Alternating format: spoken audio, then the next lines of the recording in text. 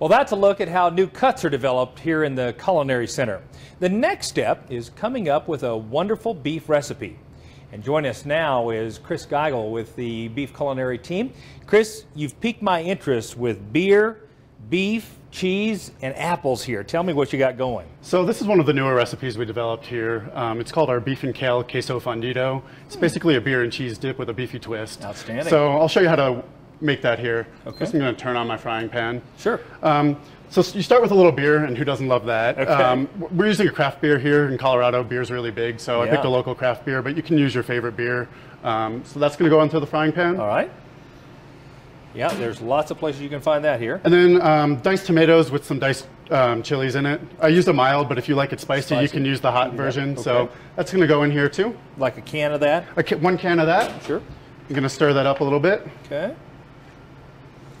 Are we trying to boil that, or how hot are we bringing that? We're trying to bring it to a boil. So while that's working and heating up, I'm going to have my bowl of cheese here. It's 2 cups of shredded Mexican blend cheese. Sure. You can use a low-fat version if you're looking to be a little healthier, but this is full-fat here because we love our flavor. That's right. I'm going to add a little cornstarch to that and toss that around. It helps keep the cheese separate. It also helps to thicken up your fundido. Oh, I'll be darned. Okay. So I'm going to toss that around. So this isn't quite hot yet, so I'm going to set that aside. Okay. Also going into this is any leftover ground beef or beef that you have. So you can use pot roast. Yep. You can use ground beef. We have some steaks here that were left over from our dinner the other night. So you can take one of those and cut it up here. Cut it up in small slices. Little small pieces. And you're going to put that in before the cheese typically? We're going to put it in at the end, but since that's not hot yet, we're just going to chop it up now. That's great. So just any, I mean, you're telling us that any beef item that you have in your refrigerator, I mean, you're not picky, it's just kind of... Not picky. Yeah. So any beef item you have left over you can use. Yeah. So this is starting to boil here, as you can see. Sure.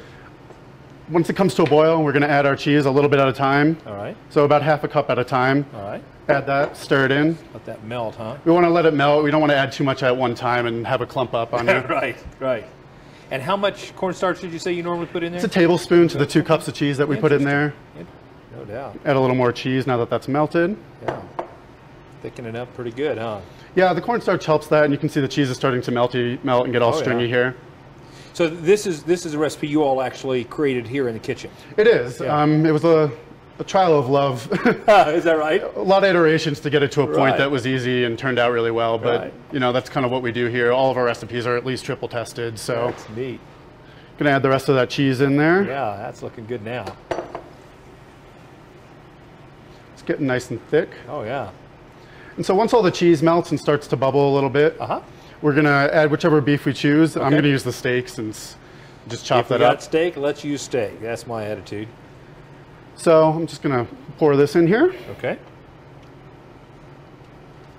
And also, we're going to add a little bit of chopped kale to this. It helps to add a really nice color, and it's also really good for you. So.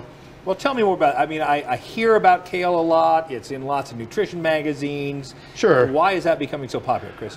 Kale's really popular because green leafy vegetables in general are super high in most nutrients that you need. So it just became the really big food right now because it's really good for you, and you can do it's very versatile. Yeah.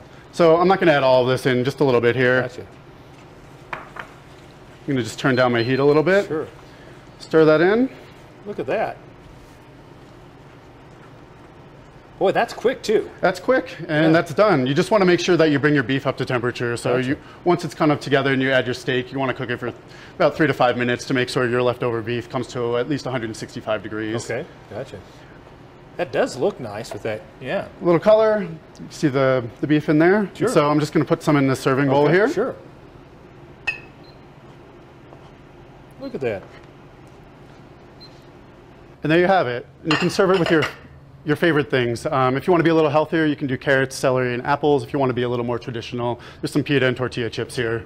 Outstanding. And again, if people are looking this up on their website, they're looking for what? The beef and kale queso fundido. Very good. Thank you so much for all your good work and for bringing us this great recipe. Our pleasure. For this and other outstanding beef recipes, visit the website beefitswhatsfordinner.com. Or you can always find video replays in the recipe section of our website, cattlemen@cattlemen.org.